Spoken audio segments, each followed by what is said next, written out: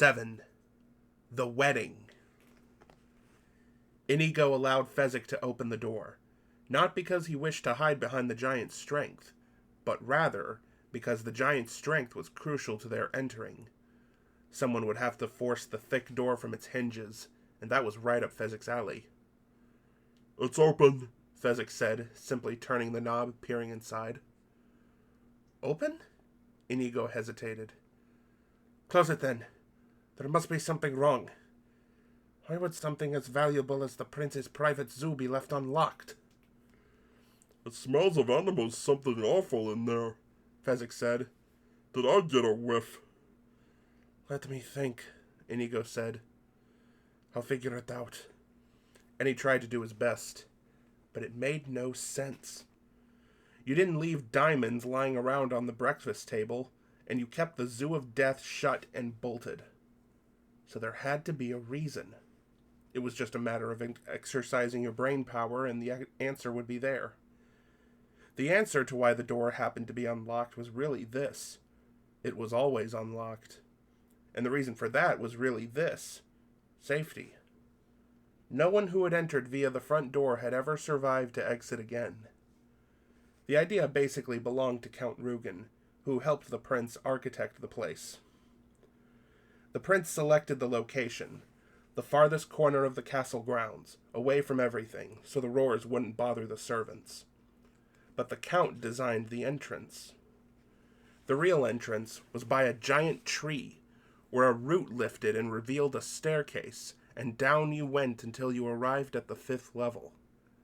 The false entrance, called the real entrance, took you down the levels the ordinary way, first to second, second to third, or actually, second to death. Yes, Inigo said finally. "You figured it out?" The reason the door was unlocked was simply this. The albino would have locked it. He would never have been so stupid as not to. But, Fezzik, my friend, we got to him before he got to it. Clearly, once he was done with his wheelbarrowing, he would have begun locking and bolting. It's quite all right. You can stop worrying. Let's go. "I just feel so safe with you," Fezzik said, and he pulled the door open a second time. As he did it, he noticed that not only was the door unlocked, it didn't even have a place for a lock, and he wondered should he mention that to Inigo, but decided against it, because Inigo would have to wait and figure some more, and they had done enough of that already. Because although he said he felt safe with Inigo, in truth he was very frightened. He had heard odd things about this place, and lions didn't bother him, and who cared about gorillas? They were nothing. It was the creepers that made him squeamish, and the slitherers, and the stingers, and the everything, Fezzik decided, to be truthful and honest. Spiders and snakes and bugs and bats and you name it. He just wasn't very fond of any of them. "Still smells of animals," he said, and he held the door open for Inigo, and together, stride by stride, they entered the Zoo of Death, the great door shutting silently behind them.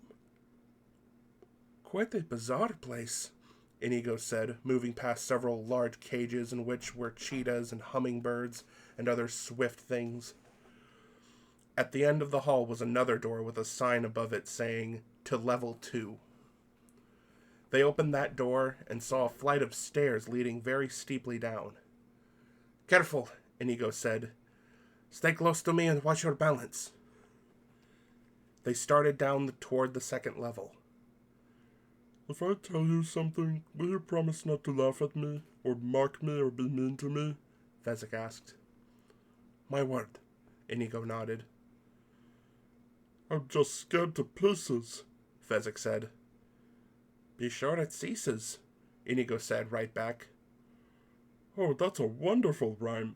Some other time," Inigo said, making another, feeling quite bright about the whole thing, sensing the pleasure in having Fezzik visibly relax as they descended. So he smiled and clapped Fezzik on his great shoulder for the good fellow he was. But deep, deep inside, Inigo's stomach was knotting. He was absolutely appalled and astonished that a man of unlimited strength and power would be scared to pieces. Until Fezzik spoke, Inigo was positive that he was the only one who was genuinely scared to pieces, and the fact that they both were did not bode well if panic time came.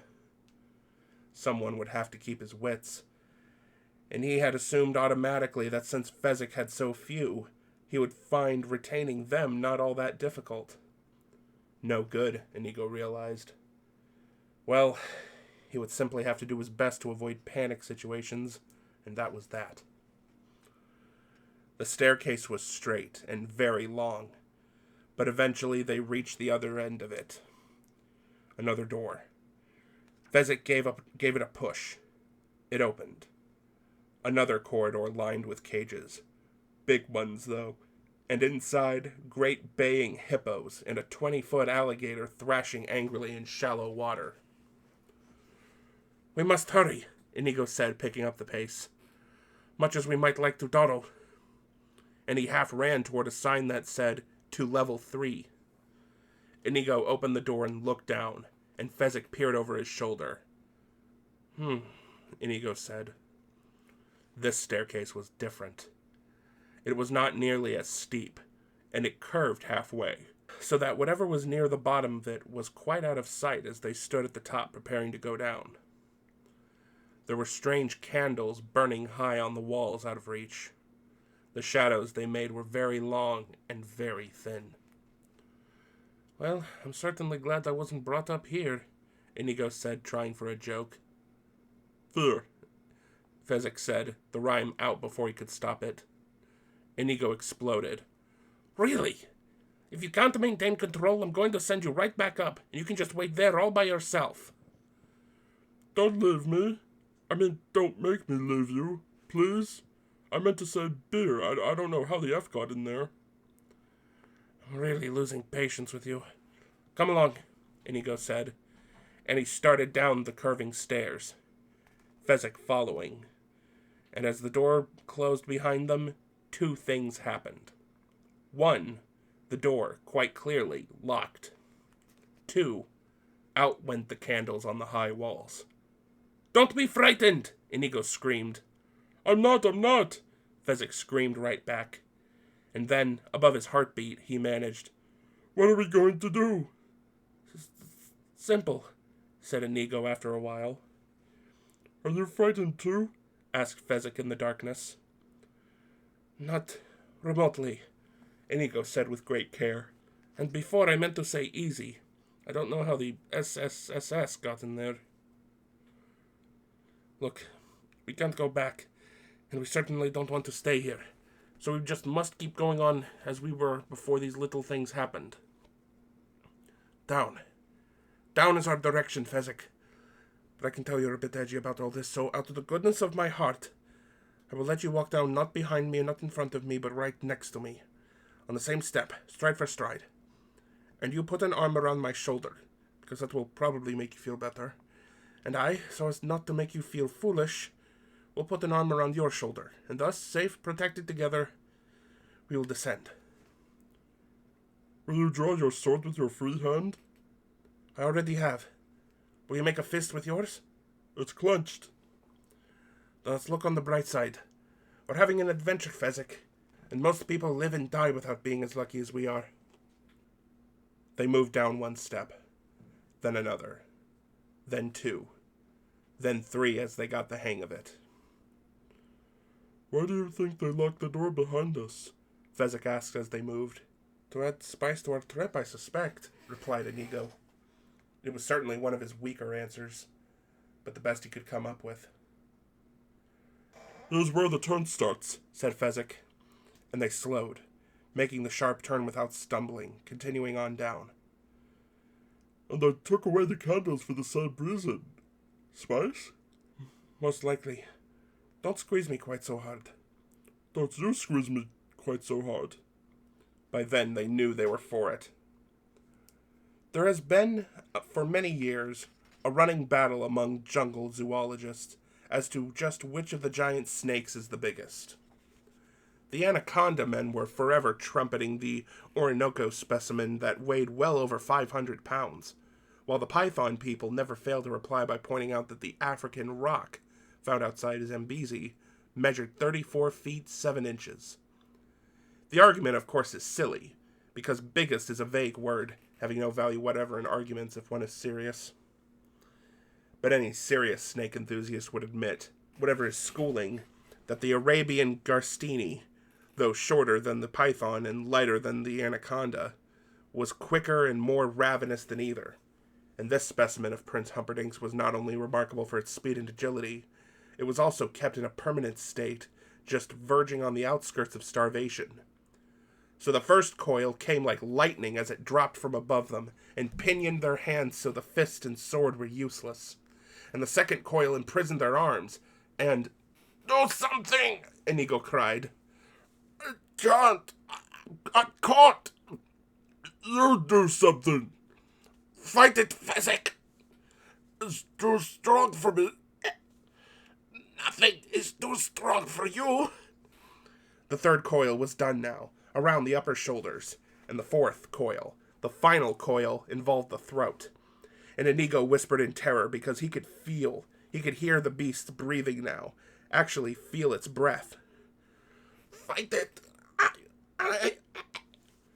Fezzik trembled with fear and whispered, "Forgive me, Inigo." "Oh, Fezzik! Fezzik! "What? I had such rhymes for you." "What rhymes?" Silence. The fourth coil was finished. "Inigo, what rhymes?" Silence. Snake breath. "Inigo, I want to know the rhymes before I die. Inigo, I really want to know. Inigo, tell me the rhymes," Fezzik said, and by now he was very frustrated, and more than that, he was spectacularly angry. And one arm came clear of one coil, and that made it a bit less of a chore to fight free of the second coil, and that meant he could take that arm and bring it to the aid of the other arm. And now he was yelling it out. "You're not going anywhere until I know those rhymes." And the sound of his own voice was really very impressive, deep and resonant. And who was this snake, anyway, getting in the path of Fezzik when there were rhymes to learn? And by this time, not only were both arms free of the bottom three coils, but he was furious at the interruption, and his hands grabbed toward the snake breath, and he didn't know if snakes had necks or not, but whatever it was that you called the part that was under its mouth, that was the part he had between his great hands. And he gave it a smash against the wall, and the snake hissed and spit. But the fourth coil was looser, so Fezzik smashed it again, and a third time, and when he brought his hands back a bit for revenge, and he began to whip the beast against the walls like a native washerwoman beating a skirt against rocks. And when the snake was dead, Inigo said, "Actually, I had no specific rhymes in mind. I just had to do something to get you into action." Fezzik was panting terribly from his labors. "You lied to me, is what you're saying. My only friend in all my life turns out to be a liar." He started tromping down the stairs, Inigo stumbling after him. Fezzik reached the door at the bottom and threw it open, and slammed it, with Inigo just managing to slip inside. Before the door crashed shut. It locked immediately. At the end of this corridor, the "to level 4" sign was clearly visible, and Fezzik hurried toward it. Inigo pursued him, hurrying past the poisoners, the spitting cobras, and gaboon vipers. And perhaps most quickly lethal of all, the lovely tropical stonefish from the ocean outside India. "I apologize," Inigo said. "One lie in all these years. It's not such a terrible average when you consider it saved our lives." "There's such a thing as principle," was all Fezzik would answer, and he opened the door that led to the fourth level. "My father made me promise never to lie, and not once in my life have I ever been tempted." And he started down the stairs. "Stop," Inigo said.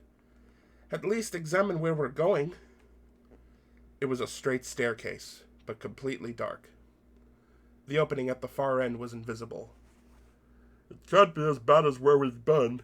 Fezzik snapped, and down he went. In a way, he was right. For Inigo, bats were never the ultimate nightmare. Oh, he was afraid of them like everybody else, and he would run and scream if they came near. In his mind, though, hell was not bat-infested. But Fezzik was a Turkish boy, and people claimed the fruit bat from Indonesia is the biggest in the world. Try telling that to a Turk sometime. Try telling that to anyone who has heard his mother scream, "Here come the king bats," followed by the poisonous fluttering of wings. "Here come the king bats!" Fezzik screamed, and he was, quite literally, as he stood halfway down the dark steps, paralyzed with fear. And behind him now, doing his best to fight the darkness, came Inigo, and he had never heard that tone before, not from Fezzik. And Inigo didn't want bats in his hair either, but it wasn't worth that kind of fright. So he started to say, "What's so terrible about the king bats?" But what was all he had time for before Fezzik cried, "Rabies! Rabies!" And that was all Inigo needed to know. And he yelled, "Down, Fezzik!" And Fezzik still couldn't move. So Inigo felt for him in the darkness as the fluttering grew louder. And with all his strength, he slammed the giant on the shoulder, hollering, "Down!" And this time, Fezzik went on his knees obediently. And that wasn't enough.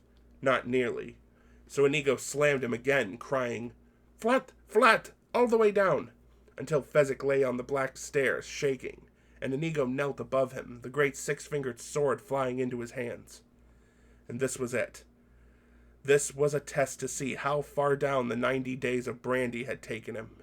How much of the great Inigo Montoya remained. For yes, he had studied fencing, true. He had spent half his life and more learning the Agrippa attack and the Bonetti defense, and of course, he had studied his Tybalt. But he had also, one desperate time, spent a summer with the only Scot who ever understood swords, the crippled Macpherson. And it was Macpherson who scoffed at everything Inigo knew. It was Macpherson who said, Tybalt is fine if you fight in a ballroom, but what if you meet your enemy on terrain that is tilted, and you are below him?" And for a week, Inigo studied all the moves from below, and then Macpherson put him on a hill in the upper position. And when those moves were mastered, Macpherson kept right on, for he was a cripple, his legs stopping at the knee, and so he had a special feel for adversity. "And what if your enemy blinds you?" Macpherson once said. "He throws acid in your eyes, and now he drives in for the kill. What do you do? Tell me that, Spaniard. Survive that, Spaniard." And now, waiting for the charge of the king bats, Inigo flung his mind back toward the Macpherson moves. And you had to depend on your ears. You found his heart from his sounds. And now, as he waited, above him, Inigo could feel the king bats massing, while below him, Fezzik trembled like a kitten in cold water. "Be still," Inigo commanded, and that was the last sound he made, because he needed his ears now, and he tilted his head toward the flutter, the great sword firm in his right hand, the deadly point circling closely in the air. Inigo had never seen a king bat, knew nothing of them. How fast were they? How did they come at you? At what angle? And how many made each charge? The flutter was dead above him now, 10 feet perhaps more. And could bats see in the night? Did they have that weapon too? "Come on," Inigo was about to say, but there was no need, because with a rush of wings he had expected, and a high, long shriek he had not, the first king bat swooped down at him. Inigo waited. The flutter was off to the left, and that was wrong because he knew where he was, and so did the beasts. So that meant they must have been preparing something for him. A cut, a sudden turn, and with all control left to his brain, he kept his sword just as it was, circling slowly, not following the sound until the fluttering stopped and the king bat veered in silence toward Inigo's face. The six-fingered sword drove through like butter. The death sound of the king bat was close to human, only a bit higher pitched and shorter. And Inigo was only briefly interested because now there was a double flutter. They were coming at him from two sides, and one right, one left. and McPherson told him always move from strength to weakness. So Inigo stabbed first to the right, then drove left, and two more almost human sounds came and went. The sword was heavy now. 3 dead beasts changed the balance, and Inigo wanted to clear the weapon. But now another flutter, a single one and no veering this time, straight and deadly for his face, and he ducked and was lucky. The sword moved up and into the heart of the lethal thing, and now there were 4 skewered on the sword of legend. And Inigo knew he was not about to lose this fight. And from his throat came the words, "I am Inigo Montoya, and still the wizard. Come for me." And when he heard 3 of them fluttering, he wished he had been just a bit more modest, but it was too late for that. So he needed surprise, and he took it, shifting position against the beasts, standing straight, taking their dives long before they expected it. And now there were 7 king bats, and his sword was completely out of balance. And that would have been a bad thing, a dangerous thing except for one important aspect. There was silence now in the darkness. The fluttering was done. "Some giant you are," Inigo said then, and he stepped over Fezzik and hurried down the rest of the darkened stairs. Fezzik got up and lumbered after him, saying, "Inigo, listen, I made a mistake before. You didn't lie to me, you tricked me. And Father always said tricking was fine. So I'm not mad at you anymore. And is that alright with you? It's alright with me." They turned the knob on the door at the bottom of the black stairs and stepped onto the 4th level. Inigo looked at him. "You mean you'll forgive me completely for saving your life, if I completely forgive you for saving mine?" "You're my friend, my only one." "Pathetic, that's what we are," Inigo said. "Athletic." "That's very good," Inigo said, so Fezzik knew they were fine again. They started toward the sign that said, "To level 5, passing strange cages." "This is the worst yet," Inigo said, and then he jumped back, because behind a pale glass case, a blood eagle was actually eating what looked like an arm. And on the other side there was a great black pool, and whatever was in it was dark, and many armed, and the water seemed to get sucked toward the center of the pool where the mouth of the thing was. "Hurry," Inigo said, and he found himself trembling at the thought of being dropped into the black pool. They opened the door and looked down toward the 5th level. Stunning. In the first place, the door they opened had no lock, so it could not trap them. And in the second place, the stairs were all brightly lit.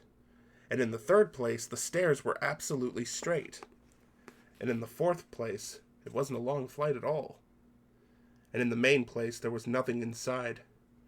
It was bright and clean and totally, without the least doubt, empty. "I don't believe it for a minute," Inigo said, and, holding his sword at the ready, he took the first step down. "Stay by the door. The candles will go out any second." He took a second step down. The candles stayed bright. A third step. A 4th. There were only about a dozen steps in all, and he took 2 more, stopping in the middle. Each step was perhaps a foot in width, so he was 6 feet from Fezzik, 6 feet from the large, ornate, green-handled door that opened onto the final level. "Fezzik," from the upper door. "What?" "I'm frightened." "It looks alright, though." "No. It's supposed to.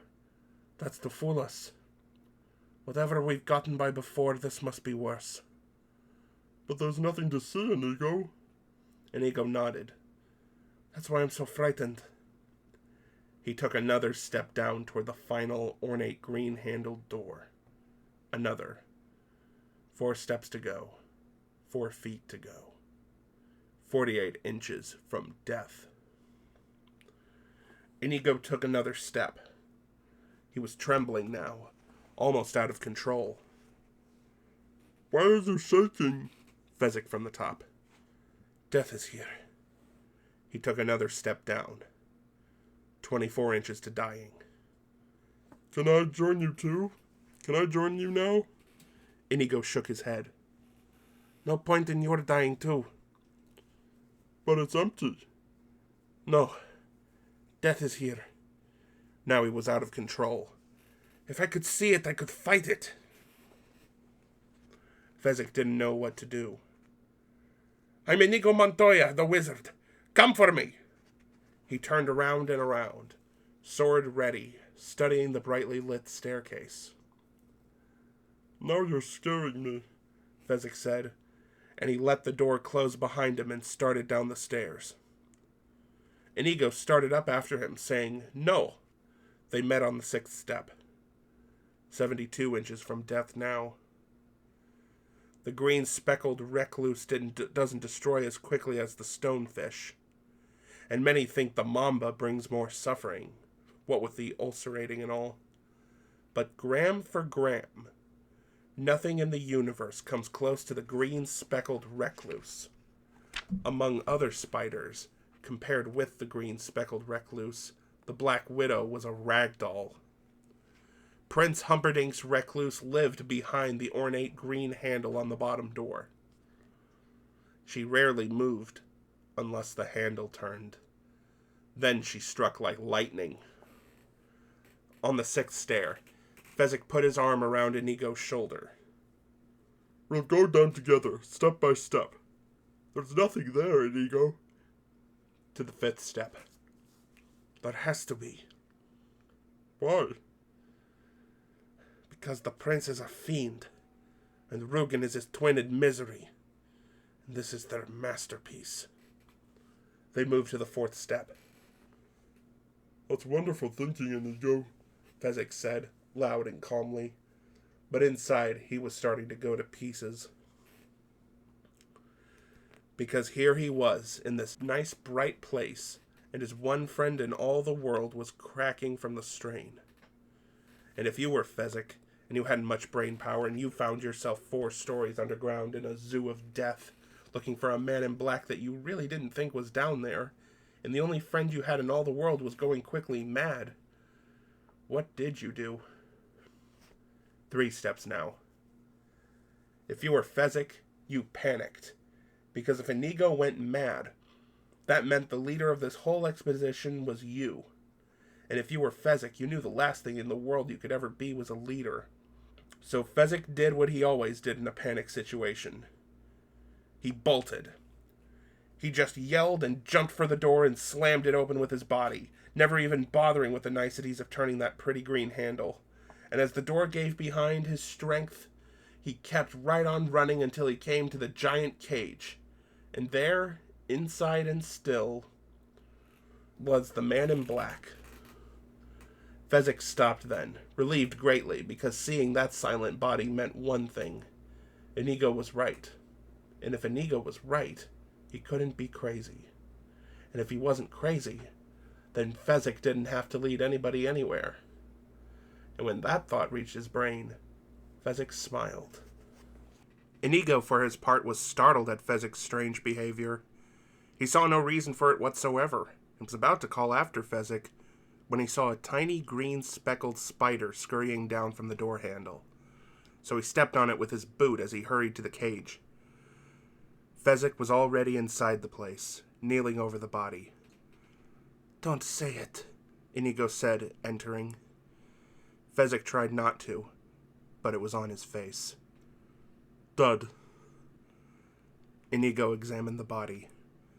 He had seen a lot of corpses in his time. Dead. Then he sat down miserably on the floor and put his arms around his knees and rocked back and forth like a baby. Back and forth, and back. It was too unfair. You expected unfairness if you breathed, but this went beyond that. He, Inigo, no thinker, had thought, hadn't he found the man in black? He, Inigo, frightened of beasts and crawlers and anything that stung, had brought them down the zoo unharmed. He had said goodbye to caution and stretched himself far beyond any boundaries he ever dreamed he possessed. And now, after such effort, After being reunited with Fezzik on this day of days for this one purpose, to find the man to help him find a plan to help him revenge his dead Domingo, gone. All was gone. Hope, gone. Future, gone. All the driving forces of his life, gone. Snuffed out. Beaten. Dead. I am Inigo Montoya, the son of Domingo Montoya, and I do not accept it. He sprang to his feet, started up the underground stairs, stopping only long enough to snap commands. Come along, bring the body. He searched through his pockets for a moment, but they were empty from the brandy. Have you got any money, Fezzik? Some. They pair well on the brute squad. Well, I just hope it's enough to buy a miracle, that's all. When the knocking started on his hut door, Max almost didn't answer it. Go away, he almost said, because lately it was only kids come to mock him. Except this was a little past the time for kids being up. It was almost midnight. And besides, the knocking was both loud and, at the same time, rat-a-tatty, as if the brain was saying to the fist, Hurry it up, I want to see a little action. So Max opened the door a peek's worth. I don't know you. Aren't you Miracle Max that worked all those years for the king? The skinny guy said. I got fired, didn't you hear? That's a painful subject. You shouldn't have brought it up. Good night. Next time learn a little manners. And he closed the hut door. Rat-a-tat. Rat-a-tat. Get away! I'm telling you or I'll call the brute squad. I'm on the brute squad, this other voice said from outside the door. A big, deep voice he wanted to stay friendly with. We need a miracle. It's very important, the skinny guy said from outside. I'm retired, Max said. Anyway, you wouldn't want someone the king got rid of, would you? I might kill whoever you want me to miracle. He's already dead, the skinny guy said. He is, huh? Max said, a little interest in his voice now. He opened the door a peek's worth again. I'm good at dead. Please, the skinny guy said. Bring him in. I'm making no promises, Miracle Max answered after some thought. This huge guy and this skinny guy brought in this big guy and put him on the hut floor. Max poked the corpse. Not so stiff as some. The skinny guy said, We have money. Then go get some great genius specialist, why don't you? Why waste time messing around with me, a guy who the king fired? It almost killed him when it happened. For the first 2 years, he wished it had. His teeth fell out from gnashing. He pulled the few loyal tufts from his scalp in wild anger. You're the only miracle man left alive in Florin, the skinny guy said. Oh, so that's why you come to me. One of you said, what'll we do with his corpse? And the other one said, let's take a flyer on that miracle man the king fired. And the first one probably said, what have we got to lose? He can't kill a corpse. And the other guy probably said, you were a wonderful miracle man, the skinny guy said. It was all politics that got you fired. Don't insult me and say wonderful. I was great. I am great. There was never, you hear me, sonny, a miracle man that could match me. Half the miracle techniques I invented. And then they fired me. Suddenly his voice trailed off. He was very old and weak, and the effort at passionate speech had drained him. Sir, please sit down, the skinny guy said. Don't say me, sonny, Miracle Max said. He was tough when he was young, and he was still tough. I got work to do. I was feeding my witch when you came in. I gotta finish that now. And he lifted the hut trapdoor and took the ladder down into the cellar, locking the trapdoor behind him. When that was done, he put his finger to his lips and ran to the old woman cooking hot chocolate over the coals. Max had married Valerie back 1,000,000 years ago, it seemed like, at Miracle School, where she worked as a potion ladler. She wasn't, of course, a witch, but when Max started practice, every miracle man had to have one. So, since Valerie didn't mind, he called her a witch in public, and she learned enough of the witch trade to pass herself off as one under pressure. Listen, Max whispered, gesturing repeatedly toward the hut above. Upstairs, you'll never guess what I got. A giant on a stick? Valerie said, clutching her heart. Her hearing wasn't what it once was. Spanish fella. Scars and everything. A very tough cookie. Let them steal what they want. What do we have worth fighting over? They don't want to steal. They want to buy. Me. They got a corpse up there and they want a miracle. You were always good at dead, Valerie said. She hadn't seen him trying so hard not to seem excited since the firing had all but done him in. She very carefully kept her own excitement under control. If only he would work again. Her Max was such a genius. They'd all come back, every patient. Max would be honored again, and they could move out of the hut. But in the old days, the hut was where they tried experiments. Now it was home. You had nothing else pressing on for the evening, why not take the case? I could, I admit that, no question, but suppose I did. You know human nature, they'd probably try getting out without paying.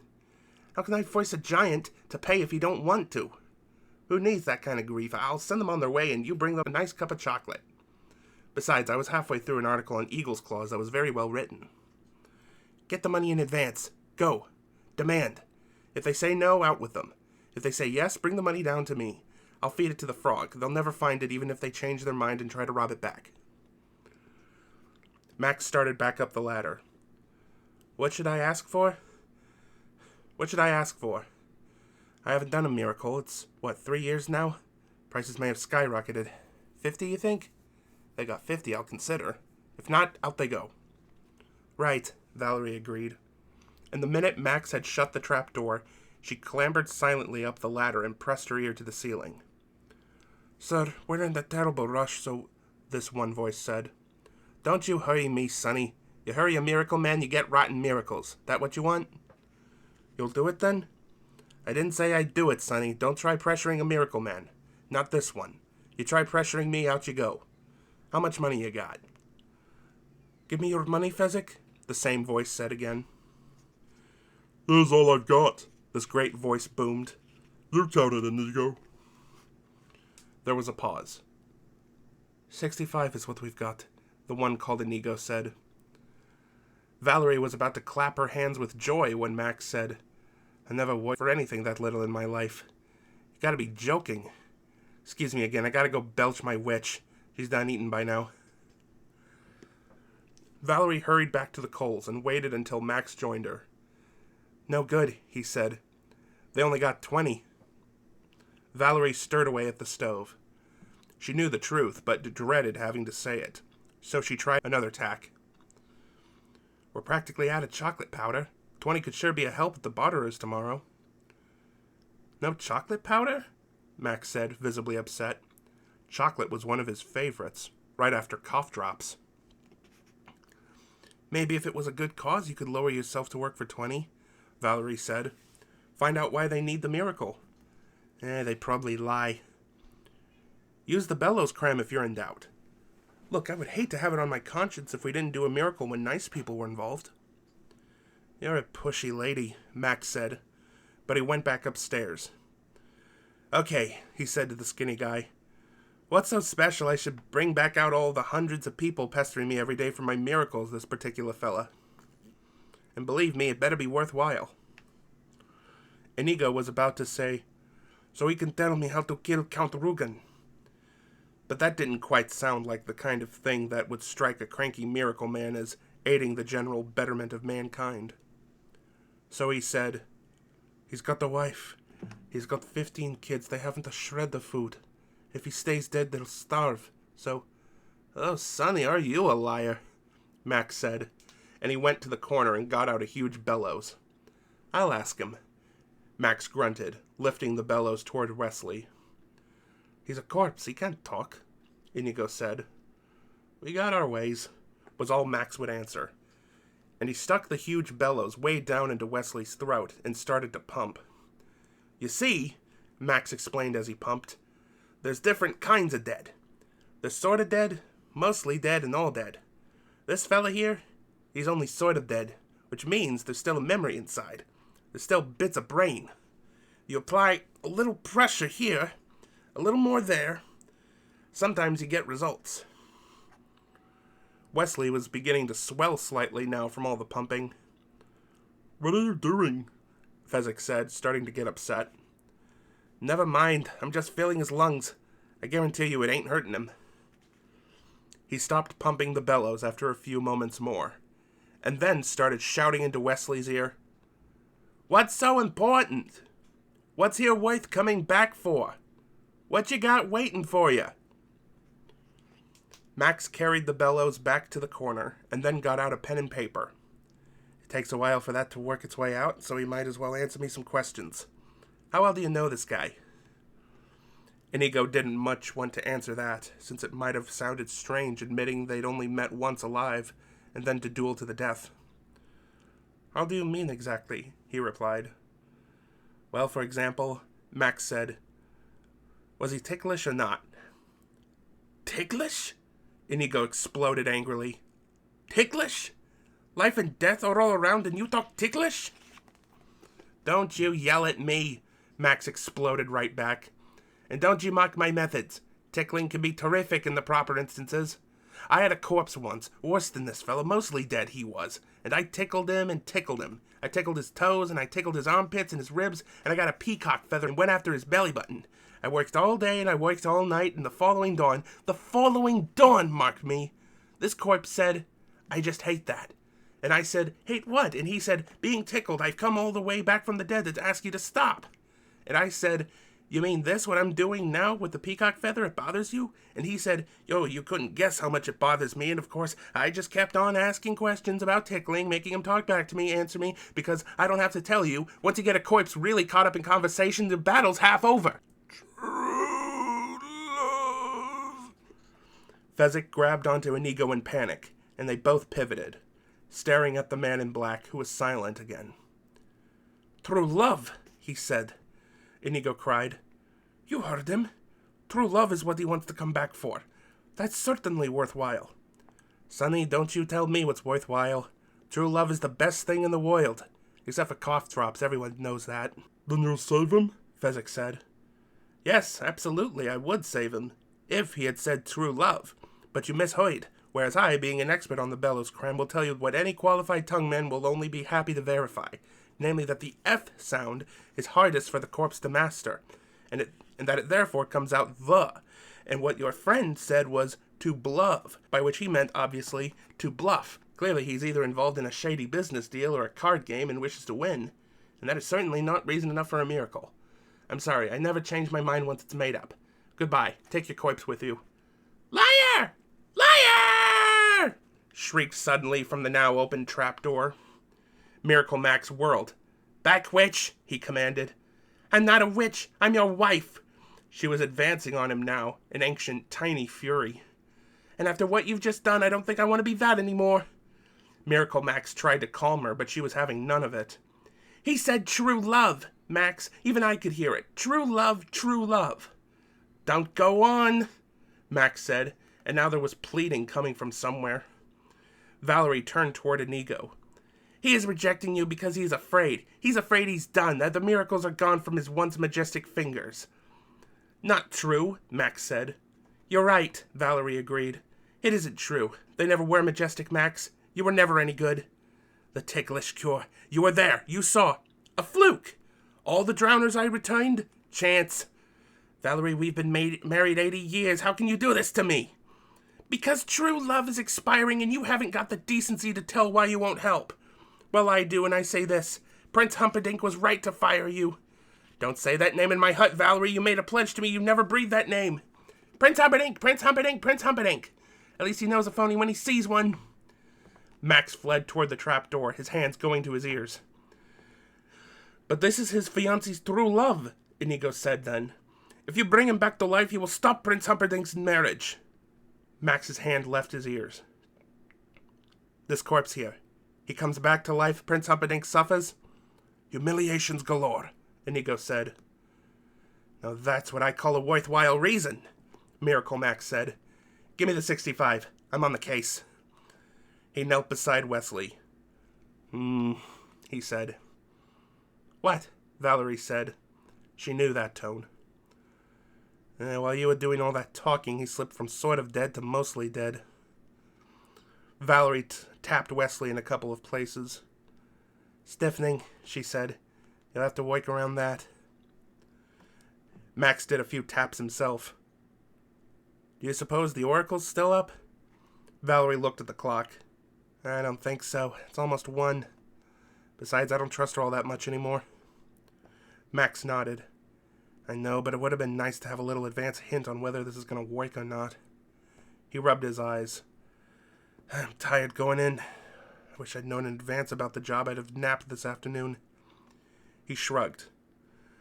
Can't be helped. Down is down. Get me my encyclopedia of spells and the hex appendix.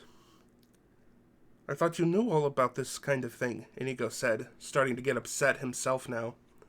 I'm out of practice. Retired. It's been 3 years. You can't mess around with these resurrection recipes. One little ingredient wrong, the whole thing blows up in your face. Here's the hex book in your glasses, Valerie puffed, coming up the basement ladder. As Max began thumbing through, she turned to Inigo and Fezzik, who were hovering. You can help, she said. Anything, Fezzik said. Tell us whatever's useful. How long do we have for the miracle? If we work it... When we work it, Max said from his hex book. His voice was growing stronger. When we work it, Valerie went on. How long does it have to maintain full efficiency? Just exactly what's going to be done? Well, that's hard to predict, Inigo said. Since the first thing we'd have to do is storm the castle, I never can be really sure how those things work out. An hour pill should be about right, Valerie said. Either it's going to be plenty or you'll both be dead, so why not say an hour? We'd all 3 be fighting, Inigo corrected. And then once we've stormed the castle, we have to stop the wedding, steal the princess, and make our escape. A long space somewhere in there for me to duel Count Rugen. Visibly, Valerie's energy drained. She sat wearily down. Max, she said, tapping his shoulder. No good. He looked up. Huh? They need a fighting corpse.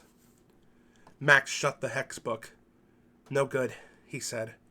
But I bought a miracle, Inigo insisted. I paid you 65.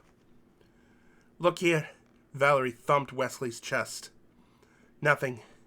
You ever hear anything so hollow? The man's life been sucked away. It'll take months before there's strength again. We haven't got months. It's after 1 now and the wedding's at 6 tonight. What parts can we hope to have in working order in 17 hours?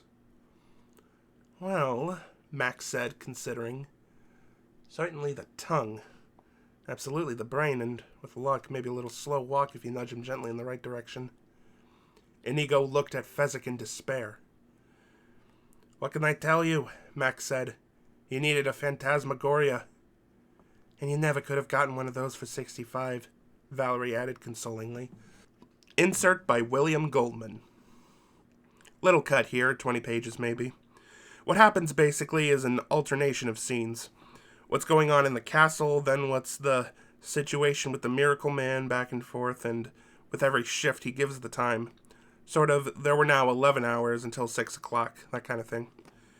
Morgenstern uses the device mainly because what he's really interested in, as always, is the satiric anti-royalty stuff and how stupid they were going through all these old traditions, kissing the sacred ring of great-grandfather so-and-so, etc. There is some action stuff which I cut, which I never did anywhere else. And here's my logic. Inigo and Fezzik have to go through a certain amount of daring do in order to come up with the proper ingredients for the resurrection pill. Stuff like Inigo finding some frog dust while Fezzik is off after Holocaust mud. This latter, for example, requiring, first, Fezzik's acquiring a Holocaust cloak so he doesn't burn to death gathering the mud, etc. Well, it's my conviction that this is the same kind of thing as the Wizard of Oz sending Dorothy's friends to the Wicked Witch's castle. It's got the same feel, if you know what I mean. And I didn't want to risk, when the book's building to climax, the reader saying, oh, this is just like the Oz books. Here's the kicker, though. Morgenstern's Florinese version came before Baum wrote The Wonderful Wizard of Oz. So in spite of the fact that he was the originator, he comes out just the other way around. It would be nice if somebody, maybe a PhD candidate on the loose, did a little something for Morgenstern's reputation, because, believe me, if being ignored is suffering, the guy has suffered. The other reason I made the cut is this. You just know that the resurrection pill has got to work. You don't spend all this time with a nutty couple like Max and Valerie to have it fail. At least a whiz like Morgenstern doesn't. One last thing. Hiram, my editor, felt the Miracle Max section was too Jewish in sound, too contemporary. I really let him have it on that one. It's a very sore point with me because, just to take one example, there was a line in Butch Cassidy and the Sundance Kid where Butch said, "I got vision and the rest of the world wears bifocals." And one of my genius producers said, "That line's gotta go. I don't put my name on this movie with that line in it." And I said, "Why?" And he said, "They didn't talk like that then. It's anachronistic." I remember explaining, Ben Franklin wore bifocals. Ty Cobb was batting champion of the American League when these guys were around. My mother was alive when these guys were alive, and she wore bifocals. We shook hands and ended enemies, but the line stayed in the picture. And so here the point is, if Max and Valerie sound Jewish, why shouldn't they? You think a guy like Simon Morgenstern was Irish Catholic? Funny thing, Morgenstern's folks were named Max and Valerie, and his father was a doctor. Life imitating art, art imitating life. I really got those two confused.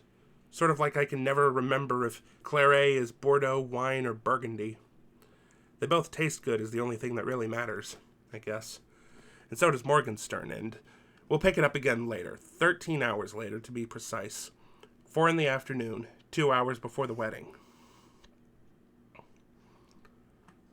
"You mean that's it?" Inigo said, appalled.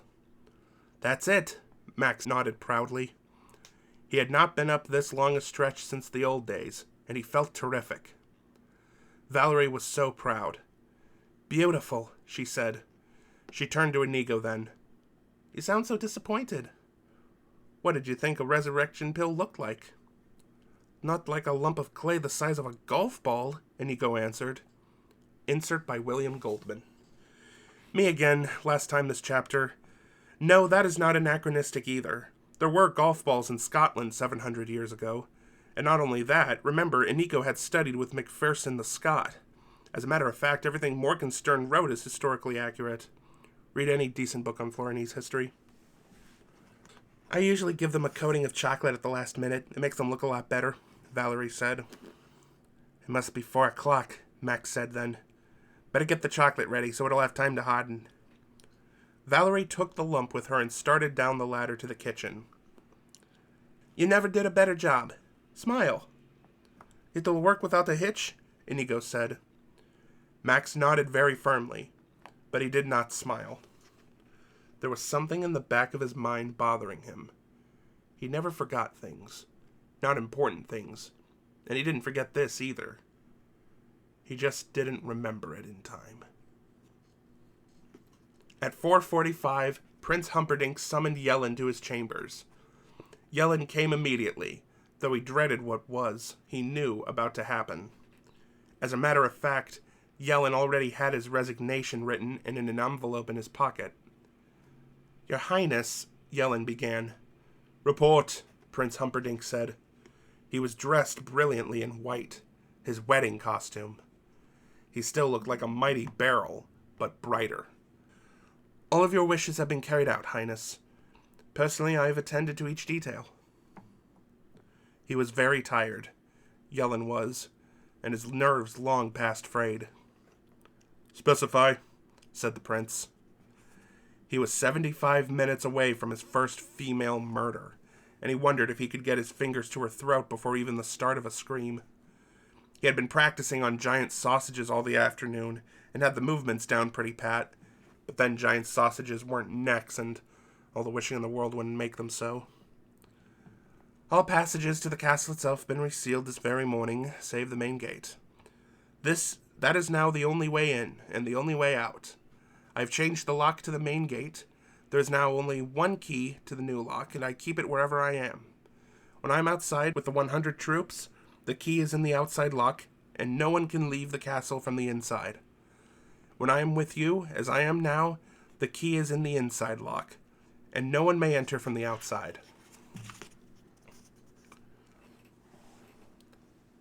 "Follow," said the prince, and he moved to the large window of his chamber. He pointed outside. Below the window was a lovely planted garden. Beyond that, the prince's private stables. Beyond that, naturally, the outside castle wall. "That is how they will come," he said. "Over the wall, through the stables, past my garden to my window, throttle the queen, and back the way they came before we know it." "They?" Yellen said, though he knew the answer. "The Guelderians, of course." "But the wall where you suggest is the highest wall surrounding all of Florin Castle. It is 50 feet high at that point, so that would seem the least likely point of attack." He was trying desperately to keep himself under control. "All the more reason why they should choose this spot. Besides, the world knows that the Guelderians are unsurpassed as climbers." Yellen had never heard that. He had always thought the Swiss were the ones who were unsurpassed as climbers. "Highness," he said in one last attempt, "I have not yet from a single spy heard a single word about a single plot against the princess." "I have it on unimpeachable authority that there will be an attack made to strangle the princess this very night." "In that case," Yellen said, and he dropped to one knee and held out the envelope, "I must resign." It was a difficult decision. The Yellens had headed enforcement in Florin for generations, and they took their work more than seriously. "I am not doing a capable job, sire. Please forgive me, and believe me when I say that my failures were those of the body and mind, and not of the heart." Prince Humperdinck found himself, quite suddenly, in a genuine pickle. For once the war was finished, he needed someone to stay in Gilder and run it, since he couldn't be in two places at once, and the only men he trusted were Yellen and the Count would never take the job, being obsessed as he was these days with finishing his stupid pain primer. "I do not accept your resignation. You are doing a capable job. There is no plot. I shall slaughter the queen myself this very evening. You shall run Gilder for me after the war. Now get back on your feet." Yellen didn't know what to say. "Thank you" seemed so inadequate, but it was all he could come up with.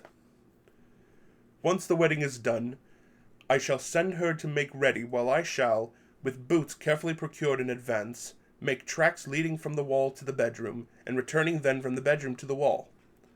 Since you are in charge of law enforcement, I expect you will not take long to verify my fears that the prince could only be made by the boots of Guelderian soldiers. Once we have that, we'll need a royal proclamation or two. My father can resign as being unfit for battle, and you, dear Yellen, will soon be living in Gilder Castle." Yellen knew a dismissal speech when he heard one. "I leave with no thought in my heart but to serve you." "Thank you," Humperdinck said, pleased, because, after all, loyalty was one thing you couldn't buy. And in that mood, he said to Yellen by the door, "And oh, if you see the albino, tell him he may stand in the back for my wedding. It's quite all right with me." "I will, Highness," Yellen said, adding, "but I don't know where my cousin is. I went looking for him less than an hour ago, and he was nowhere to be found." The prince understood important news when he heard it, because he wasn't the greatest hunter in the world for nothing, and even more because if there was one thing you could say about the albino, it was that he was always to be found. "My God, you don't suppose there is a plot, do you? It's a perfect time. The country celebrates. If Gilder were about to be 500 years old, I know I'd attack them." "I will rush to the gate and fight, to the death if necessary," Yellen said. "Good man," the prince called after him. If there was an attack, it would come at the busiest time, during the wedding. So he would have to move that up. State affairs went slowly, but still he had authority. 6 o'clock was out. He would be married no later 5:30 or know the reason why. At 5 o'clock, Max and Valerie were in the basement sipping coffee. "You better get right to bed," Valerie said. "You look all troubled. You can't stay up all night as if you were a pup." "I'm not tired," Max said. "But you're right about the other." "Tell Mama." Valerie crossed to him, stroked where his hair had been. It's just I've been remembering about the pill. It was a beautiful pill, honey. Feel proud. I think I messed up the amounts, though. Didn't they want an hour? When I doubled the recipe, I didn't do enough. I don't think it'll work over 40 minutes. Valerie moved into his lap. Let's be honest with each other. Sure, you're a genius, but even a genius gets rusty. You were 3 years out of practice. 40 minutes will be plenty. I suppose you're right. Anyway, what can we do about it? Down is down. The pressure you've been under, if it worked at all, it'll be a miracle. Max had to agree with her. The phantasmagoria. He nodded. The man in black was nearly stiff when Fezzik reached the wall. It was almost 5 o'clock, and Fezzik had been carrying the corpse the whole way from Miracle Max's, back street to back street, alleyway to alleyway, and it was one of the hardest things he had ever done. Not taxing, he wasn't even winded. But if the pill was just what it looked like, a chocolate lump, then he, Fezzik, was going to have a lifetime of bad dreams of bodies growing stiff between his fingers. When he at last was in the wall shadow, he said to Inigo, What now? We've got to see if it's still safe. There might be a trap waiting. It was the same part of the wall that led, shortly, to the zoo, in the farther corner of the castle grounds. But if the albino's body had been discovered, then who knew what was waiting for them? Should I go up then? Fezzik asked. We'll both do it, Inigo replied. Lean him against the wall and help me. Fezzik tilted the man in black so he was in no danger of falling, and waited it while Inigo jumped onto his shoulders. Then Fezzik did the climbing. Any crack in the wall was enough for his fingers. The least imperfection was all he needed. He climbed quickly, familiar with it now, and after a moment, Inigo was able to grab hold of the top and say, All right, go on back down. So Fezzik returned to the man in black and waited. Inigo crept along the wall top in dead silence. Far across he could see the castle entrance and the armed soldiers flanking it, and closer at hand was the zoo. And off in the deepest brush, in the farthest corner of the wall, he could make out the still body of the albino. Nothing had changed at all. They were, at least so far, safe. He gestured down to Fezzik, who scissored the man in black between his legs, began the arm climb noiselessly. When they were all together on the wall top, Inigo stretched out the dead man, and then hurried along until he could get a better view of the main gate. The walk from the outer wall to the main castle gate was slanted slightly down. Not much of an incline, but a steady one. There must be, Inigo did a quick count, at least 100 men standing at the ready. The time must be, he estimated closely, 5 after 5 now, perhaps closer to 10. 50 minutes till the wedding. Inigo turned then and hurried back to Fezzik. I think we should give them the pill, he said. It must be around 45 minutes till the ceremony. That means he's only got 15 minutes to escape with, Fezzik said. I think we should wait until at least 5:30. Half before, half after. No, Inigo said. We're going to stop the wedding before it happens.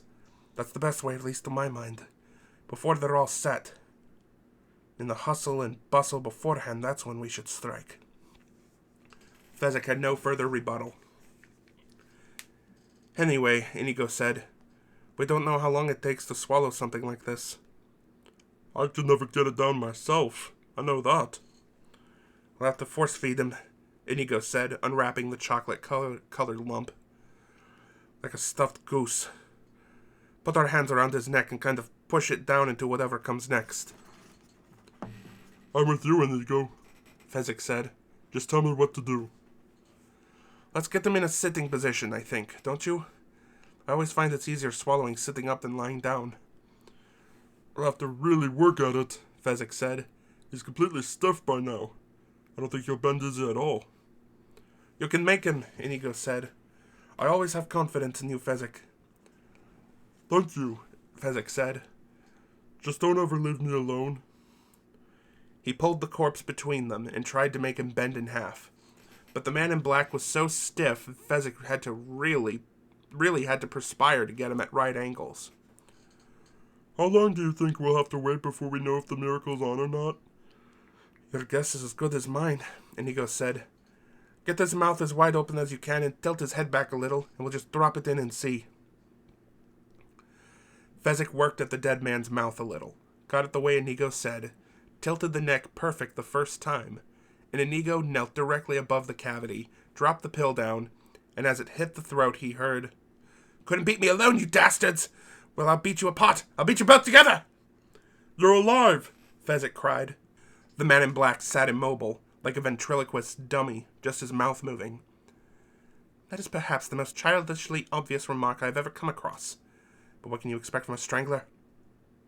Why won't my arms move? You've been dead, Inigo explained. "And we're not strangling you," Fezzik explained. "We were just getting the pill down." The resurrection pill, Inigo explained. I bought it from Miracle Max and it works for 60 minutes. What happens after 60 minutes? Do I die again? It wasn't 60 minutes, he just thought it was. Actually, it was 40, only they had used up one already in conversation, so it was down to 39. We don't know. Probably you just collapse and need tending for a year, or however long it takes to get your strength back. I wish I could remember what it was like when I was dead, the man in black said. I'd write it all down. I could make a fortune on a book like that. Can't move my legs either.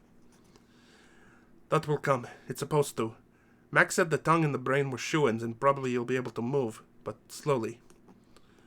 The last thing I remember was dying, so why am I on this wall?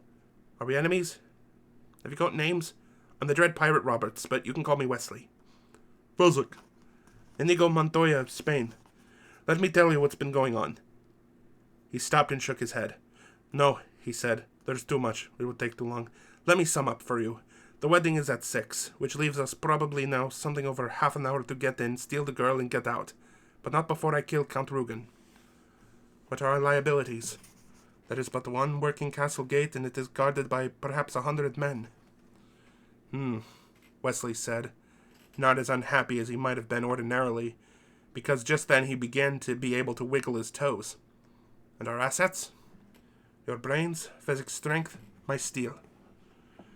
Fezzik stopped wiggling his toes. That's all? That's it? Everything? The grand total? Inigo tried to explain. We've been operating under a terrible time pressure from the very beginning. Just yesterday morning, for example, I was a hopeless drunk and Fezzik toiled for the Brute Squad. It's impossible, Wesley cried. I am Inigo Montoya and I do not accept defeat. You will think of something. I have complete confidence in you. She's going to marry Humperdinck and I'm helpless, Wesley said in blind despair.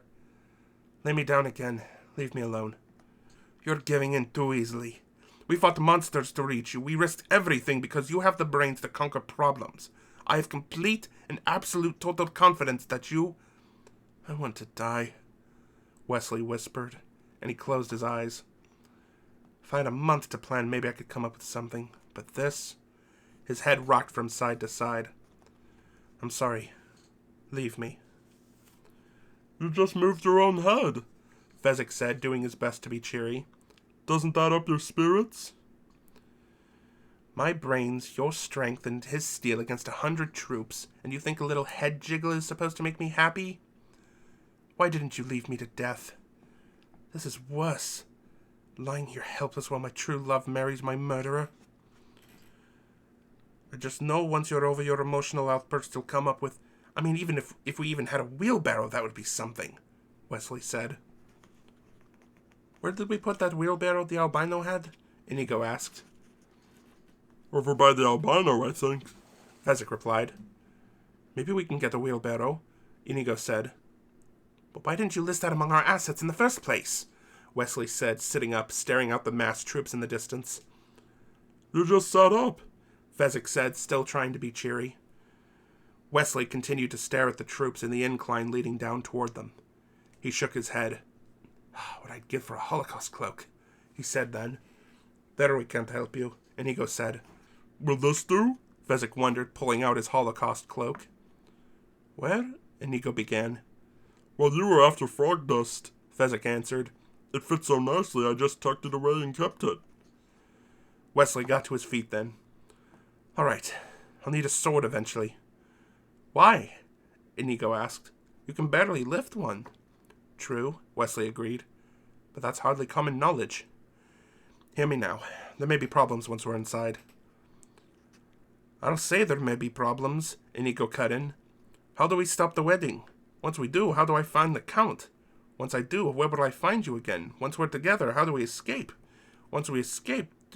Don't pester him with so many questions, Fezzik said. Take it easy. He's been dead. Right. Sorry, Inigo said. The man in black was moving very slowly now along the top of the wall, by himself.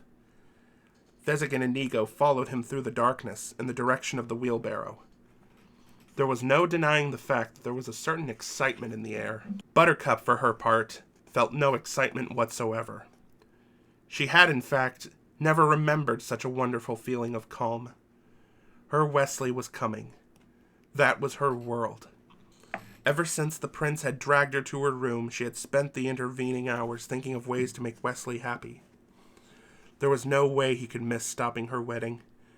That was the only thought that could survive the trip across her conscious mind. So when she heard the wedding was to be moved up, she wasn't the least upset. Wesley was always prepared for contingencies, and if he could rescue her at 6, he could just as happily rescue her at 5:30. Actually, Prince Humperdinck got things going even faster than he had hoped. It was 5:23 when he and his bride-to-be were kneeling before the aged Archdean of Florin. It was 5:24 when the Archdean started to speak. And 5:25 when the screaming started outside the main gate. Buttercup only smiled softly. Here comes my Wesley now, was all she thought.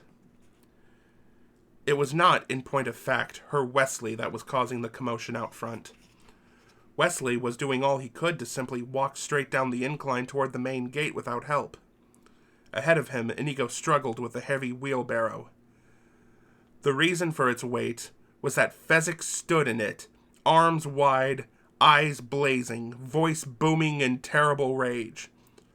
I am the dread pirate Roberts, and there will be no survivors.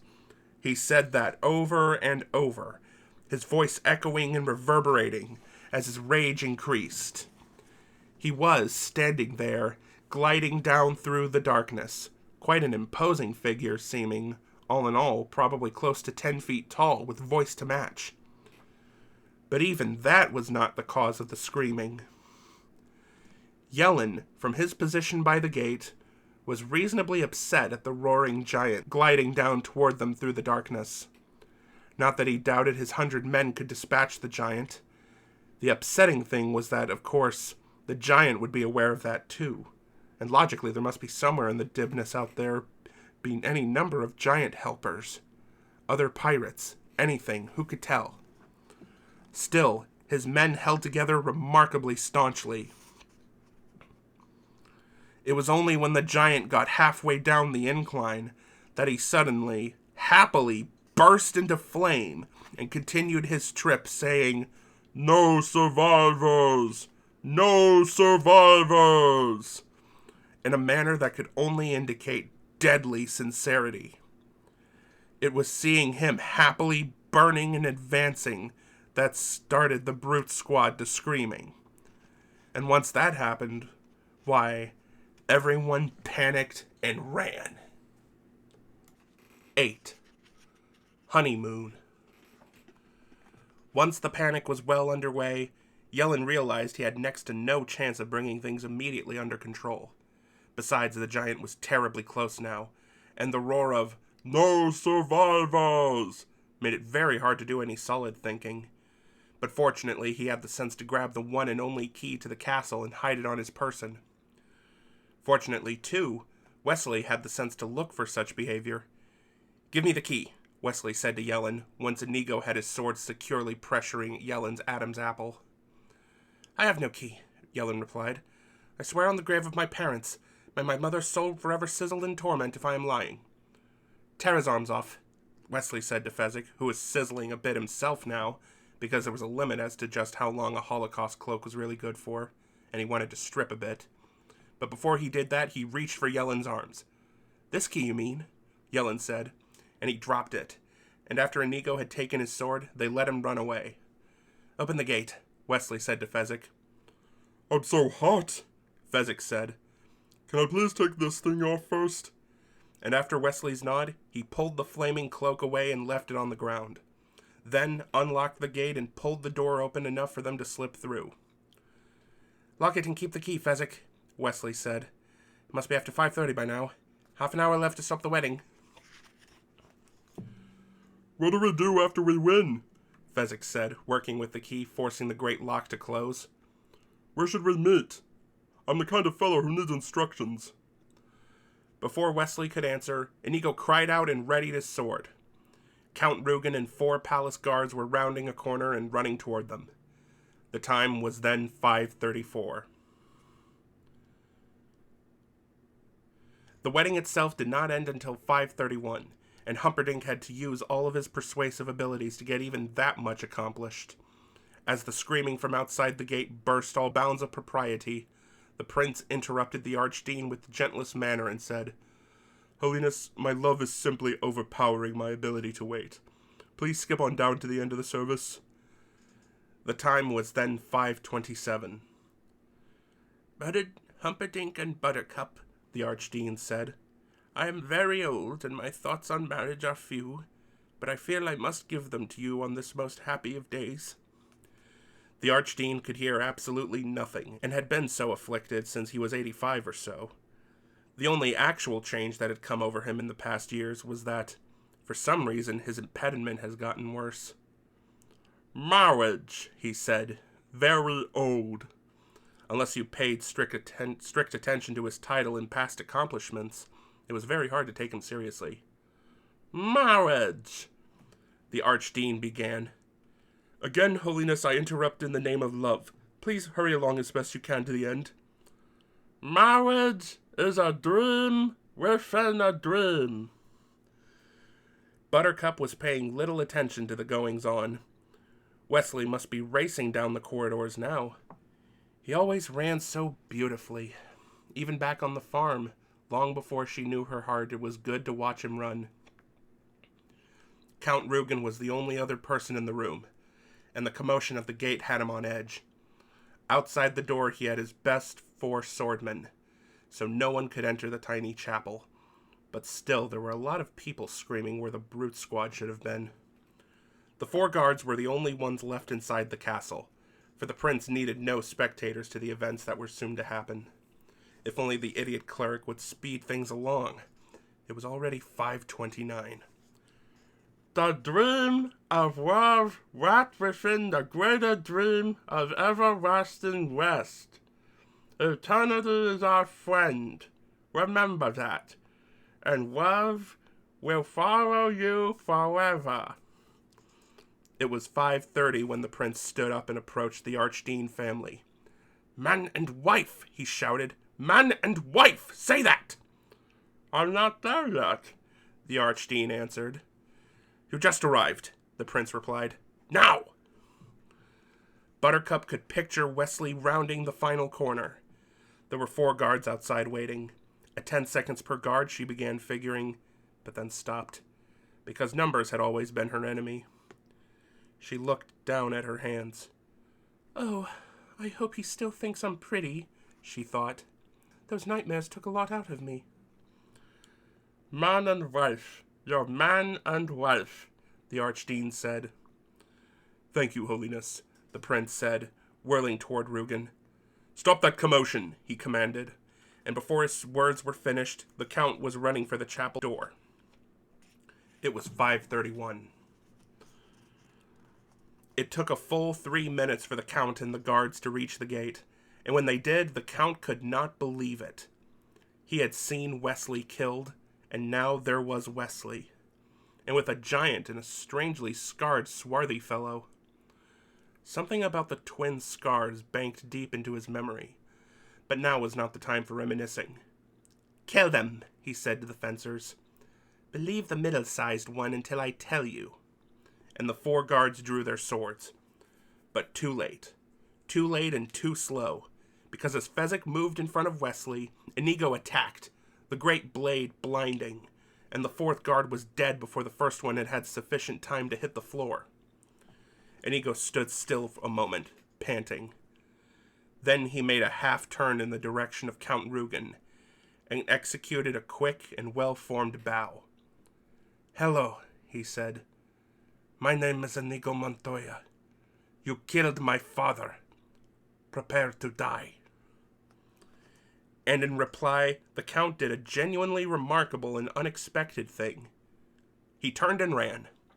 It was now 5:37. King Lotheron and Queen Bella arrived at the wedding chapel in time to see Count Rugen leading the 4 guards in a charge down the corridor. Are we too early? Queen Bella said, as they entered the wedding chapel and found Buttercup and Humperdinck and the Archdean. There's much going on, the prince said. All in due time will come matchlessly clear. But I fear there is a strong possibility that at this very moment the Guildarians are attacking. I need time alone in the garden to formulate my battle plan. So could I prevail upon you two to personally escort Buttercup to my bedchamber? His request was, naturally, granted.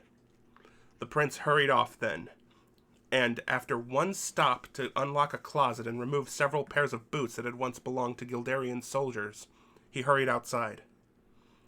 Buttercup, for her part, walked very slowly and peacefully between the old king and queen. There was no need ever to worry, not with Wesley there to stop her wedding and take her away forever.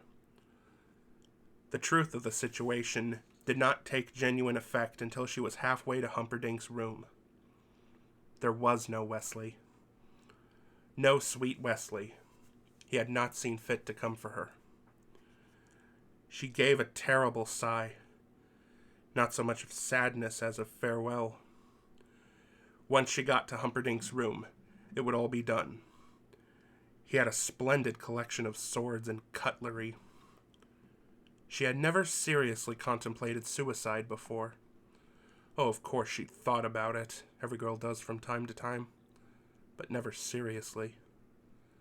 To her quiet surprise, she found it was going to be the easiest thing in the world. She reached the prince's chamber, said goodnight to the royal family, and went directly to the wall display of weaponry. The time was then 5:46. Inigo, at 5:37, was so startled at the Count's cowardice that for a moment he simply stood there. Then he gave chase, and of course he was faster, but the Count made it through a doorway, slammed and locked it, and Inigo was helpless to budge the thing. Fezzik! He called out desperately. Fezzik, break it down! But Fezzik was with Wesley. That was his job, to stay and protect Wesley. And though they were still within view of Inigo, Fezzik could do nothing. Wesley had already started to walk, slowly, weakly. But he was, under his own power, walking. Charge it, Fezzik replied. Slam your shoulder hard. It will give for you. Inigo charged the door. He slammed and slammed his shoulder, but he was thin. The door otherwise. He's getting away from me, Inigo said. But Wesley is helpless, Fezzik reminded him. Fezzik, I need you, Inigo screamed. I'll only be a minute, Fezzik said, because there were some things you did, no matter what, and when a friend needed help, you helped him. Wesley nodded, kept on walking, still slowly, still weak, but still able to move. Hurry! Inigo urged. Fezzik hurried. He lumbered to the locked door, threw his bulk against it hard. The door held. Please! Inigo urged. I'll get it, Fezzik promised, and he took a few steps back this time, then drove his shoulder against the wood. The door gave some. A little, but not enough. Fezzik backed away from it now. With a roar, he charged across the corridor, and when he was close, he left the castle floor with both feet, and the door splintered. Thank you! Inigo said, already halfway through the broken door. What do I do now, though? Fezzik called. Back to Wesley, Inigo answered, in full flight now, beginning chase through a series of rooms. Stupid, Fezzik punished himself with, and he turned and rejoined Wesley.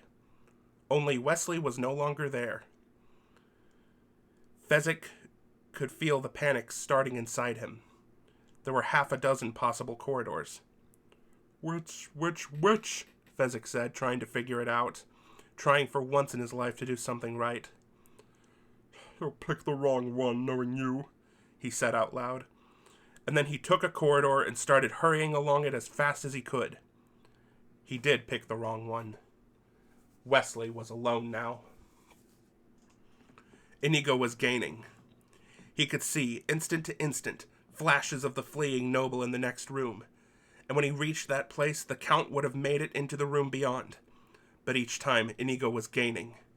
By 5:40, he felt confident he would, after a chase of 25 years, be alone in a room with his revenge. By 5:48, Buttercup felt quite sure she would be dead. It was still a minute before that as she stood staring at the prince's knives. The most lethal looked to be the one most used, the Florinese dagger. Pointed at one end, it entered easily, growing into a triangular shape by the hilt.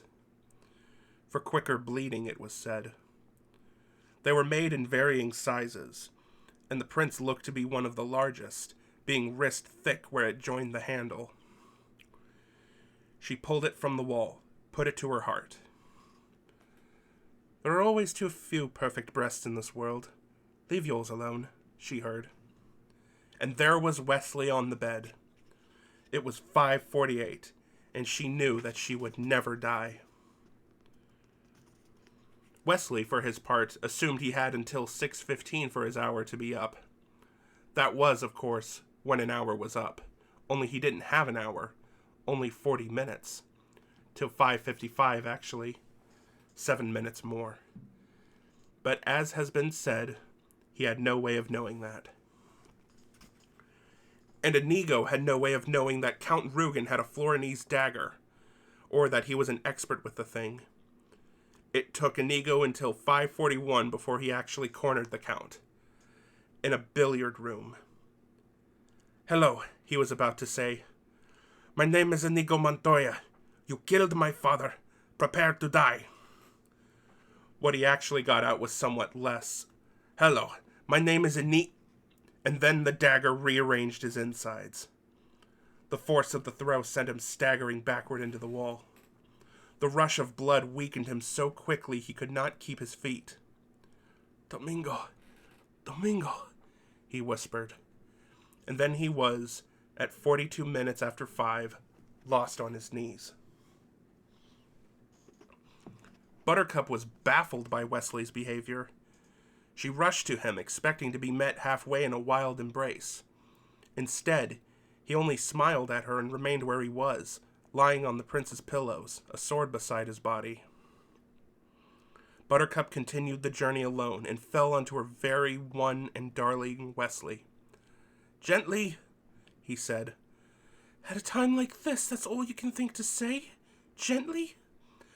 Gently, Wesley repeated, not so gently this time. She got off him. Are you angry at me for getting married? She wondered. You are not married, he said softly. Strange his voice was. Not in my church or any other. But this old man did pronounce. Widows happen. Every day. Don't they, your highness? And now his voice was stronger as he addressed the prince, who entered, muddy boots in hand. Prince Humperdinck dove for his weapons, and a sword flashed in his thick hands. To the death, he said, advancing. Wesley gave a soft shake of his head. No, he corrected. To the pain. It was an odd phrase, and for the moment it brought the prince up short. Besides, why was the fellow just lying there? Where was the trap? I don't think I quite understand that. Wesley lay without moving, but he was smiling more deeply now. I'll be only too delighted to explain. It was 5:50 now. 25 minutes of safety left. There was 5. He did not know that. How could he know that? Slowly, carefully, he began to talk. Inigo was talking too. It was still 5:42 when he whispered, "I'm sorry, Father." Count Rugen heard the words, but nothing really connected until he saw the sword still held in Inigo's hand. "You're that little Spanish brat I taught a lesson to," he said, coming closer now, examining the scars. "It's simply incredible. Have you been chasing me all these years only to fail now?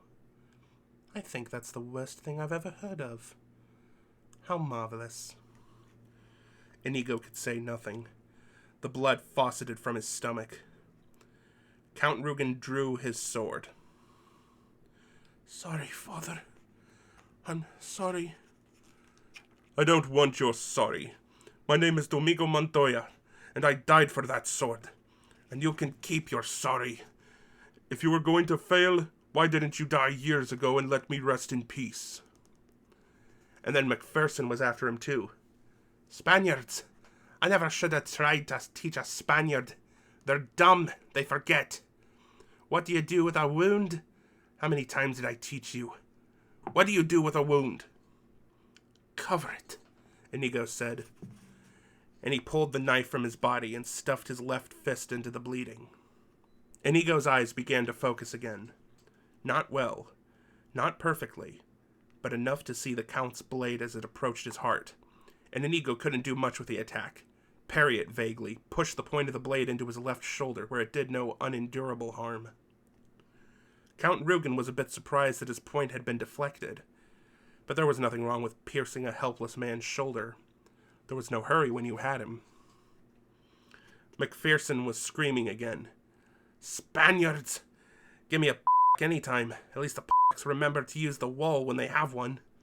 Only the Spaniards would forget to use a wall." Slowly, inch by inch, Inigo forced his body up the wall, using his legs just for pushing, letting the wall do all the supporting that was necessary. Count Rugen struck again, but for any number of reasons, most probably because he hadn't expected the other man's movement. He missed the heart and had to be content with driving his blade through the Spaniard's left arm. Inigo didn't mind. He didn't even feel it. His right arm was where his interest lay, and he squeezed the handle, and there was strength in his hand, enough to flick out at the enemy.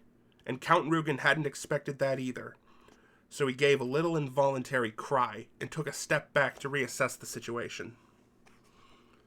Power was flowing up from Inigo's heart to his right shoulder, and down from his shoulder to his fingers, and then into the great six-fingered sword. And he pushed off from the wall then, with a whispered, "Hello, my name is Inigo Montoya. You killed my father. Prepare to die." And they crossed swords.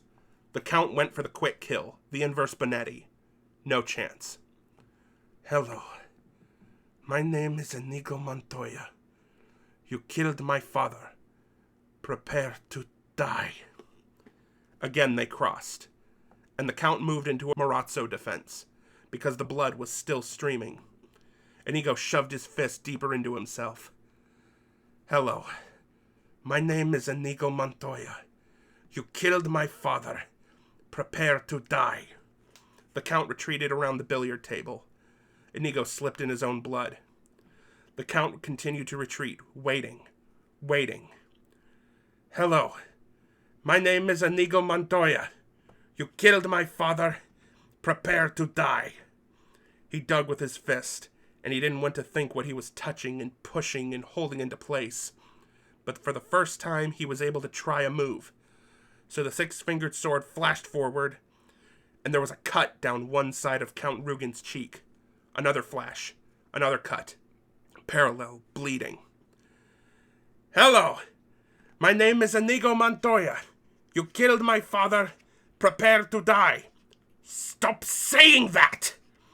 The Count was beginning to experience a decline of nerve. Inigo drove for the Count's left shoulder, as the Count had wounded his. Then he went through the Count's left arm, at the same spot the Count had penetrated his. "Hello!" Stronger now. "My name is Inigo Montoya! You killed my father! Prepare to die!" "No. Offer me money. Everything," the Count said. "Partout. Promise me that. All I have, and more. Please, offer me anything I ask for. Yes, say it." "I want my father back, you son of a bitch." And the six-fingered sword flashed again. The Count screamed. "That was just to the left of your heart." Inigo struck again. Another scream. "That was below your heart. Can you guess what I'm doing?" "Cutting my heart out." "You took mine when I was 10. I want yours now. We are lovers of justice, you and I. What could be more just than that?" The Count screamed one final time, and then fell dead of fear. Inigo looked down at him. The Count's frozen face was petrified and ashen, and the blood still poured down the parallel cuts. His eyes bulged wide, full of horror and pain. It was glorious, if you like that sort of thing. Inigo loved it.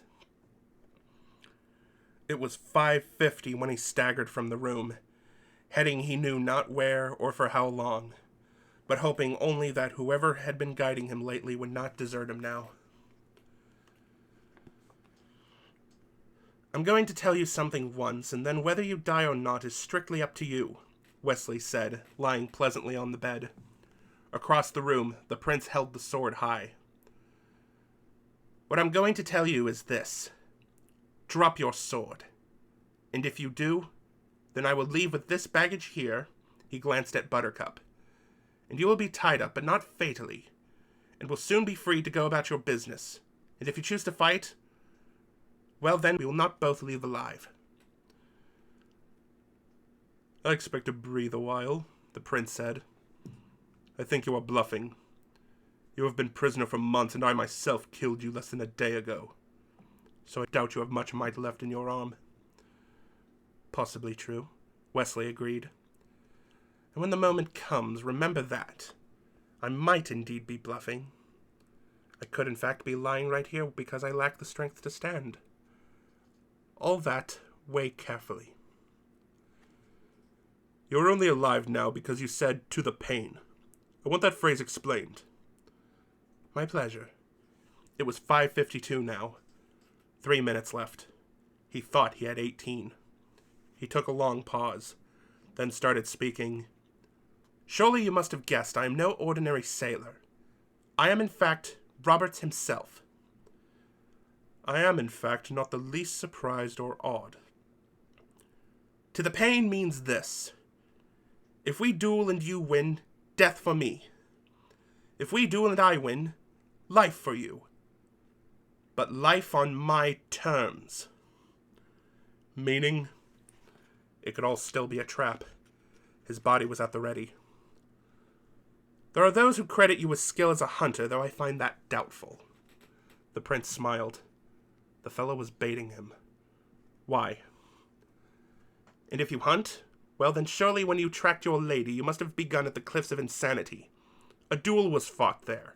And if you noted the movements and the strides, you would know that those were masters battling. They were. Remember this.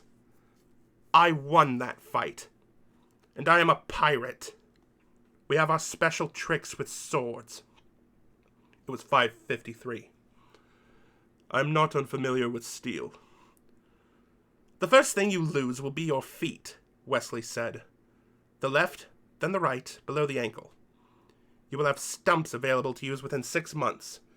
Then your hands at the wrist. They heal somewhat quicker, 5 months is a fair average." And now Wesley was beginning to be aware of strange changes in his body, and he began talking faster and louder. "Next your nose. No smell of dawn for you. Followed by your tongue. Deeply cut away, not even a stump left. And then your left eye, and then my right eye, and then my ears, and shall we get on with it?" the prince said. It was 5:54. "Wrong! Wesley's voice rang across the room. Your ears you keep so that every shriek of every child at seeing your hideousness will be yours to cherish. Every babe that weeps in fear at your approach, every woman that cries, Dear God, what is that thing? Will reverberate forever with your perfect ears. That is what to the pain means. It means that I leave you to live in anguish, in humiliation, in freakish misery until you can stand it no more. So there you have it, pig. There you know, you miserable, vomitous mass. And I say this now, and live or die, it's up to you. Drop your sword. The sword clashed to the floor. It was 5:55. Wesley's eyes rolled up into his head, and his body crumpled and half pitched from the bed. And the prince saw that and went to the floor, grabbing for his sword, starting to bring it high, when Wesley cried out, Now you will suffer! To the pain! His eyes were open again, open and blazing. I'm sorry, I meant nothing, I didn't. Look, said the prince, and the prince dropped his sword a second time. Tie him, Wesley said to Buttercup. Be quick about it. Use the curtain sashes, they look enough to hold him. You do it so much better, Buttercup replied. I'll get the sashes, but I really think you should do the actual tying. Woman, Wesley roared, you are the property of the dread pirate Roberts, and you do what you're told. Buttercup gathered the sashes and did what she could with tying up her husband. Humperdinck lay flat while she did it. He seemed strangely happy. I wasn't afraid of you, he said to Wesley. I dropped my sword because it would be so much pleasure for me to hunt you down. You think so, do you? I doubt you'll find us. I'll conquer Gilder and then I'll come for you. The corner you least expect when you round it, you will find me waiting. I am the king of the sea. I await you with pleasure. He called out to Buttercup. Is he tied yet? Sort of. There was movement at the doorway, and then Inigo was there. Buttercup cried out at the blood. Inigo ignored her, looked around. Where's Fezzik? Isn't he with you? Buttercup asked. Inigo leaned for a moment against the nearest wall, gathering strength. Then he said, Help him up, to Buttercup. Wesley? Buttercup replied. Why does he need me to help him? Because he has no strength. Now do what you're told, Inigo said. And then suddenly on the floor, the prince began struggling mightily with the sashes, and he was tied, and tied well, but power and anger were both on his side. You were bluffing. I was right the first time, Humperdinck said, and Inigo said, That was not the clever thing of me to let slip. I'm sorry. And Wesley said, Did you at least win your battle? And Inigo said, I did. And Wesley said, Let us try to find some place to defend ourselves. At least perhaps we can go together. And Buttercup said, I'll help you up, poor darling. And Fezzik said, Oh, Inigo, I need you, please. Inigo, I'm lost and miserable and frightened, and I just need to see a friendly face. They moved slowly to the window. Wandering lost and forlorn through the prince's garden was Fezzik, leading the 4 giant whites.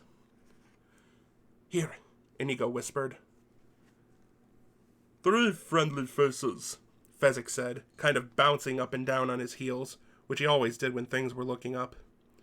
Oh, Inigo, I just ruined everything, and I got so lost, and when I stumbled into the stables and found these pretty horses, I thought 4 was how many of them there were, and 4 was how many of us there were too, if we found the lady. Hello, lady. And I thought, why not take them along with me in case we all ever run into each other? He stopped a moment, considering. And I guess we did. Inigo was terribly excited. Fezzik, you thought for yourself, he said. Fezzik considered that a moment, too. Does that mean you're not mad at me for getting lost?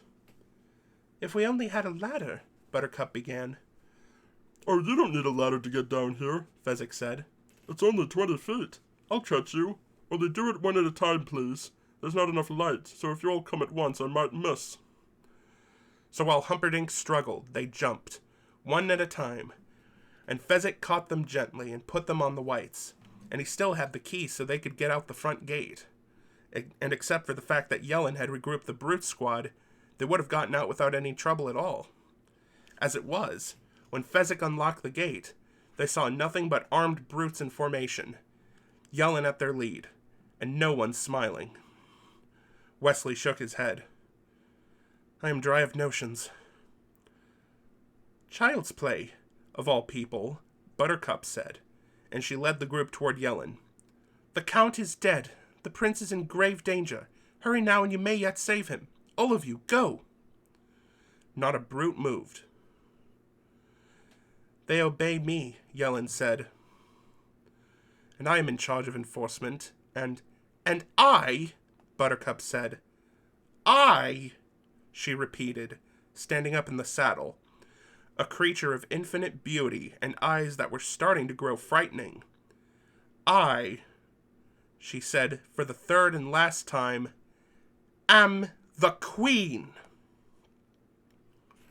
There was no doubting her sincerity, or power, or capability for vengeance. She stared imperiously across the brute squad. Save Humperdinck, one brute said, and with that they all dashed into the castle. Save Humperdinck, Yellen said, the last one left, but clearly his heart wasn't in it. Actually, that was something of a fib, Buttercup said as they began to ride for freedom. Seeing as Lothron hasn't officially resigned, but I thought I am the Queen sounded better than I am the Princess. All I can say is I'm impressed, Wesley told her. Buttercup shrugged. I've been going to royalty school 3 years now. Something had to rub off. She looked at Wesley. You all right? I was worried about you back on the bed there. Your eyes rolled up into your head and everything. I suppose I was dying again, so I asked the Lord of Permanent Affection for the strength to live the day. Clearly the answer came in the affirmative. I didn't know there was such a fellow, Buttercup said. Neither did I, in truth. But if he didn't exist, I didn't much want to either. The 4 great horses seemed almost to fly toward Florin Channel. It appears to me as if we're doomed, then, Buttercup said. Wesley looked at her. Doomed, madam. To be together, until one of us dies. I've done that already, and I haven't the slightest intention of ever doing it again, Wesley said. Buttercup looked at him. Don't we sort of have to sometime? Not if we promise to outlive each other, and I make that promise now. Buttercup looked at him. Oh, my Wesley. So do I. Insert by William Goldman. And they lived happily ever after, my father said. Wow, I said. He looked at me. You're not pleased? No, it's just... It came so quick. The ending, it surprised me. I thought there'd be a little more is all. I mean, was the pirate ship waiting, or was that just a rumor like it said? Complain to Mr. Morgenstern. And they lived happily ever after is how it ends. The truth was, my father was fibbing. I spent my whole life thinking it ended that way, up until I did this abridgment. Then I glanced at the last page. This is how Morgenstern ends it. Buttercup looked at him. Oh, my Wesley. So do I. From behind them suddenly, closer than they had imagined, they could hear the roar of Humperdinck. Stop them! Cut them off! They were admittedly startled, but there was no reason for worry. They were on the fastest horses in the kingdom, and the lead was already theirs.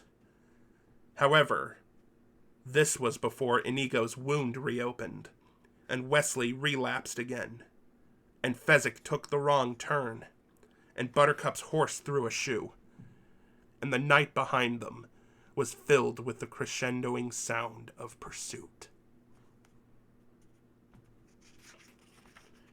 Insert by William Goldman. For the last time. That's Morgenstern's ending. A Lady or the Tiger type effect. This was before The Lady or the Tiger, remember?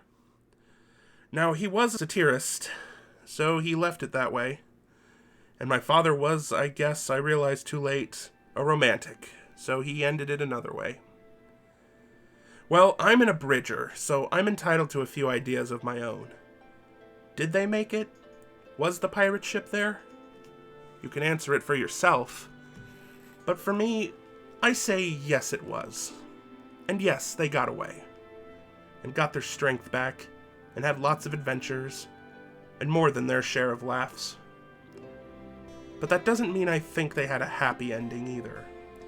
Because, in my opinion anyway, they squabbled a lot. And Buttercup lost her looks eventually. And one day, Fezzik lost a fight, and some hotshot kid whipped Inigo with a sword, and Wesley was never able to really sleep sound because of Humperdinck maybe being on the trail. I'm not trying to make this a downer, understand? I mean, I really do think that love is the best thing in the world. Except for cough drops. But I also have to say, for the umpty-umpth time, that life isn't fair. It's just fairer than death, that's all. New York City, February 1973.